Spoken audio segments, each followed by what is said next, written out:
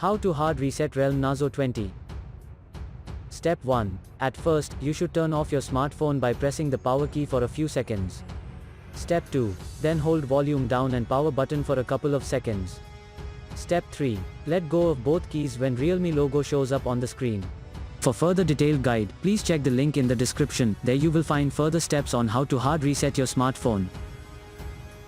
For further detailed guide, please check the link in the description. There you will find further steps on how to hard reset your smartphone.